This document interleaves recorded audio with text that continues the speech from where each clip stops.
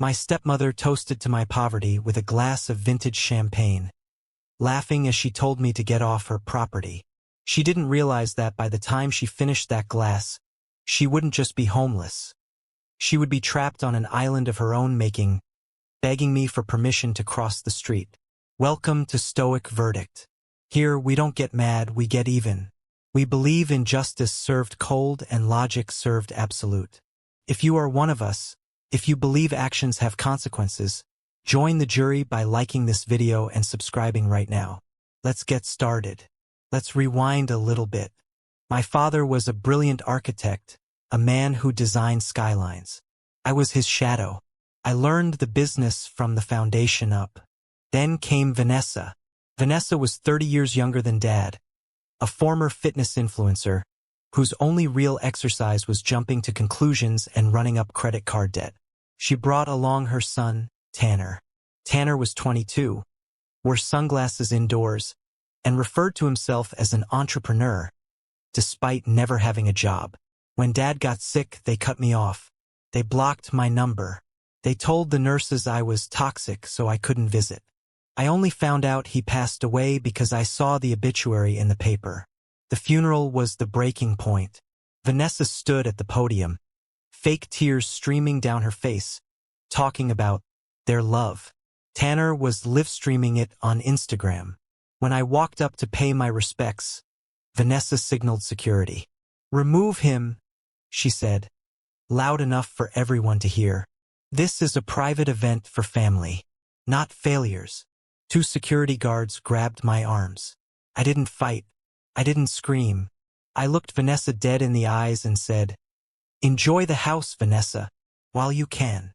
She laughed. "I own the house, sweetie. You get nothing. Now get out." I let them drag me out. I sat in my car, straightened my tie, and called Dad's lawyer, Mr. Sterling. Sterling had been waiting for this call. "Is it time?" he asked. "It's time," I said.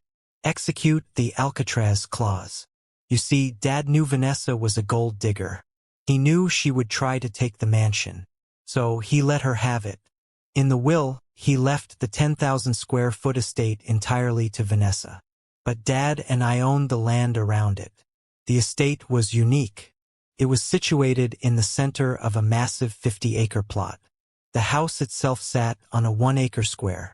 The driveway, the gardens, the utility access roads, and the main gate, all of that sat on the surrounding 49 acres. The will reading was 3 days later. Vanessa didn't even show up. She sent Tanner. Tanner sat there, chewing gum, signing the papers for the house. "So the house is ours?" Tanner asked. "The structure at 101 Oak Lane is yours," Sterling confirmed. However, the surrounding 49 acres of land, legally designated as the perimeter, have been left to my client. Tanner shrugged. "Who cares about the grass? We got the mansion." I leaned forward.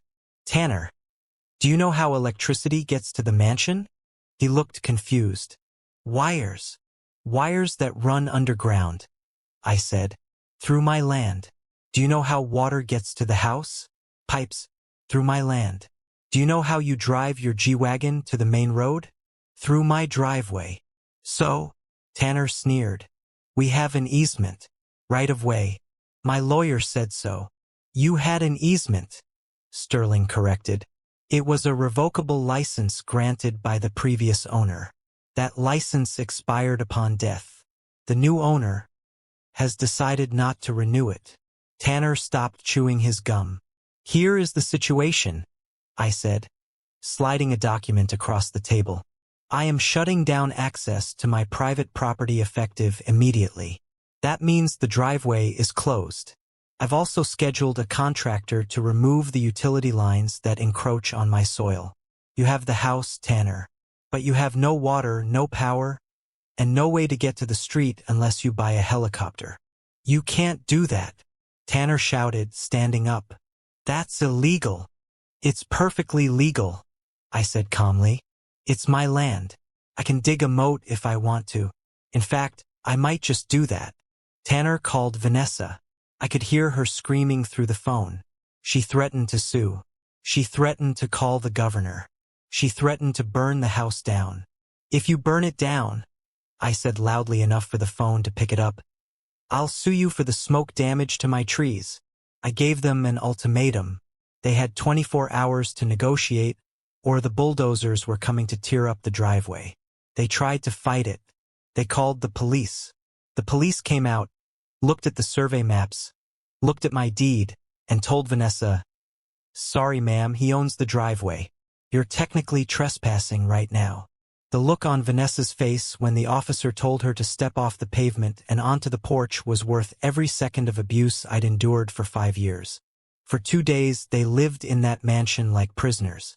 I set up a lawn chair on my property, right at the edge of their property line, and read a book.